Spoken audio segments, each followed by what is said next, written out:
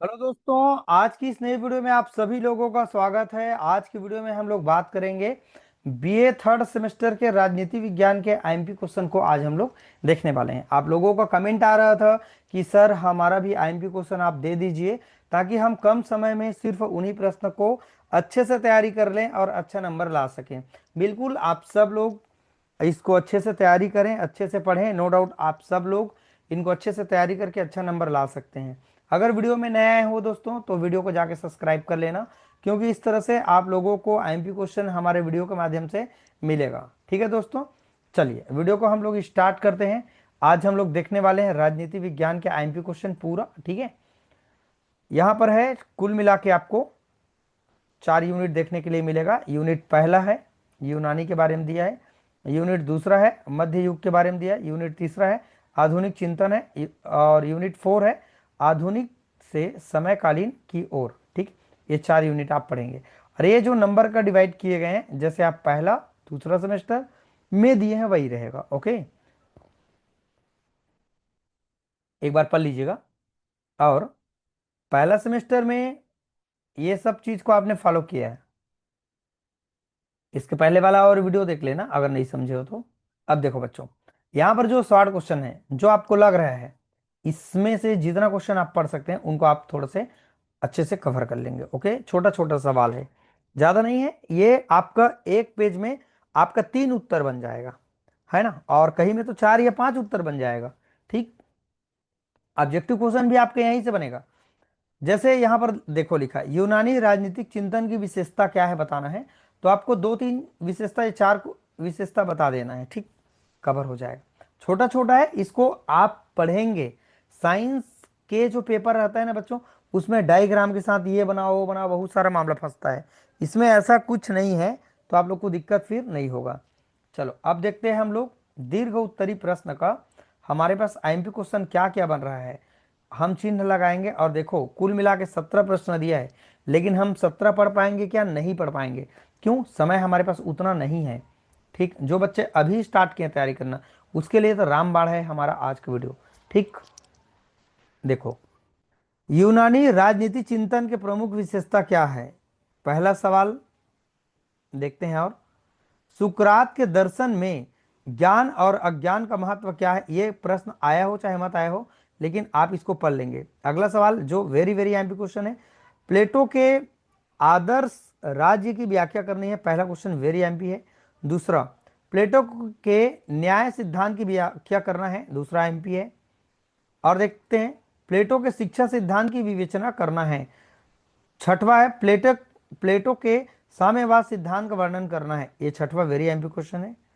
और देखो कौन कौन सत्र में आया है, आप लोग एक बार नजर दौड़ा लेंगे। ओके, प्लेटो के दार्शनिक शासन की विशेषता बताना है। देखो दुर्ग और रायपुर यूनिवर्सिटी वाले बच्चे ये प्रश्न को मत छोड़े, बाकी बच्चे नहीं पढ़ेंगे इसको चलेगा। ठीक, अगला है हमारे पास 10वां प्रश्न है, बिलासपुर यूनिवर्सिटी वाले बच्चे ये प्रश्न चिन्ह लगा लो। अरस्तु राजनीति विज्ञान के जनक है, बताना है उसके बारे में। 11वां सवाल है, इसको सभी लोग चिन्ह लगाओ। अरस्तु के राज्य तथा नागरिकता संबंधित विचारों का वर्णन करना है, वेरी एमपी क्वेश्चन है। 12 प्रश्न एमपी है, 13 प्रश्न एमपी है। अरस्तु के बारे में पूरा डिस्कस किया गया यहाँ पर। अब 15 क्वेश्चन, बस इतना ही आप लोगों को पढ़ना है। 1 2 3 4 5 6 7 8 9 10 प्रश्न आपको पढ़ना है मुख्य रूप से, है ना। ये नहीं पढ़ेंगे चलेगा, ये नहीं पढ़ेंगे चलेगा दूसरा, लेकिन इधर को आप लोगों को पढ़ना है। ठीक, चलो आप लोग ने चिन्ह लगा लिया होगा बहुत अच्छे से। अब देखते हैं बच्चों यूनिट 2 है मध्य युग से आधुनिकता की ओर कैसे जाते हैं।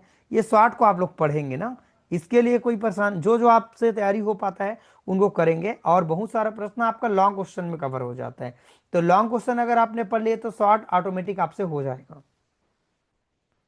ठीक है, चलो देखते हैं दीर्घ उत्तरी प्रश्न क्या क्या है हमारे पास, चिन्ह लगाएंगे हम लोग।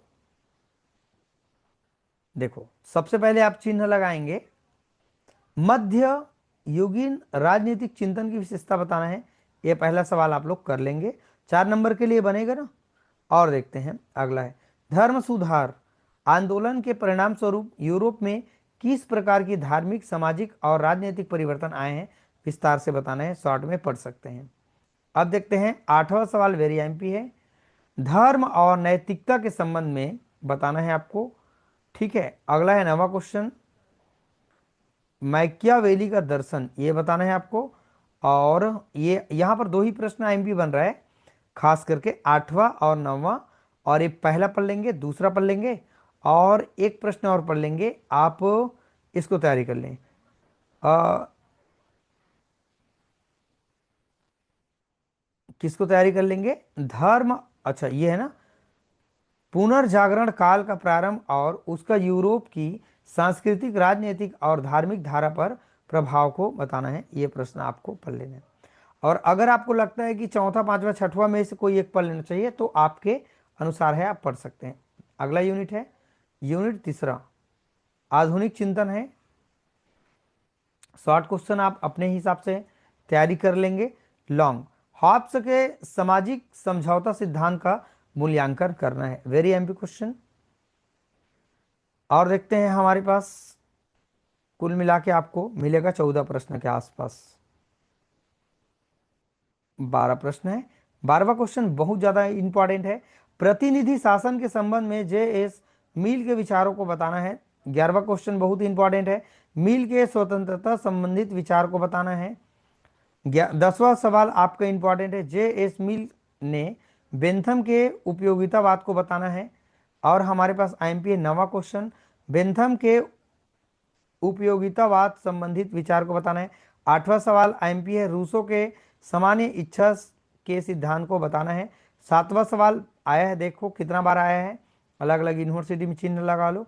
लॉक के सामाजिक समझौता सिद्धांत को बताना है। और एक सवाल और है बच्चों, तीसरा, पहला तो लगा दिया मैं, ये तीसरा को आप पढ़ लेंगे। देखते हैं कितना सवाल होता है। एक, ये दो हो गया, ये तीन, और ये चार, ये पाँच, छः और सात, आठ, 9 प्रश्न आप लोग को पढ़ना है। ठीक है, और 9 अगर नहीं पढ़ पाएंगे तो आपको बताता हूँ, ये सातवां तो पढ़ेंगे, छठवां को आप मत पढ़ें, कोई दिक्कत नहीं। ठीक है, समझ में आया? तो इतना प्रश्न को आपको पढ़ लेना है। ठीक है, चलो बच्चों, अब हम लोग अगले पार्ट की ओर देखते हैं, क्या है इंपॉर्टेंट। आधुनिक से मध्यकालीन की ओर, ये शॉर्ट क्वेश्चन आप पढ़ लेंगे। दीर्घ उत्तरी प्रश्न है हमारे पास, ग्रीन ने राज्य के क्या कार्य बताए हैं, इंपॉर्टेंट सवाल है। ग्रीन स्वतंत्रता की अवधारणा बताना है, आईएमपी क्वेश्चन है। और देखते हैं, मार्स की, ये पढ़ लेंगे दूसरा क्वेश्चन। बस इतना को आप लोगों को करना है। अगर आप पढ़ पाए तो एक प्रश्न और आप पढ़ सकते हैं, है ना, ये छठवां सवाल। ठीक, अब होता क्या है मैं आपको बताता हूं। आपने 4 यूनिट पढ़ लिया पूरा, लेकिन कभी कभी होता ऐसा है, यहां से लॉन्ग क्वेश्चन ना उठा के तीसरा यूनिट से लॉन्ग क्वेश्चन उठा लेगा, ऐसा भी होता है। चलो, अब एक बार ऑब्जेक्टिव को आप देख सकते हैं, आपको दिखाने के लिए मैंने थोड़ा सा लिया हुआ है। सवाल है, यूनानी राजनीतिक चिंतन की विशेषता बताना है। ये कुछ सवाल बन रहा है, इसको आप कर सकते हैं। मध्य युग से आधुनिकता की ओर, दूसरा है हमारे पास यूनिट, इसमें ऑब्जेक्टिव सवाल आप देख सकते हैं। आपको थोड़ा सा दिखाने के लिए मैंने लिया हुआ है, समझ रहे हैं आप सब लोग? ये देख सकते हैं, कुछ सवाल यहाँ पर बन रहे हैं। तीसरा यूनिट है, आधुनिक चिंतन के बारे में यहाँ पर डिस्कस किया जा रहा है।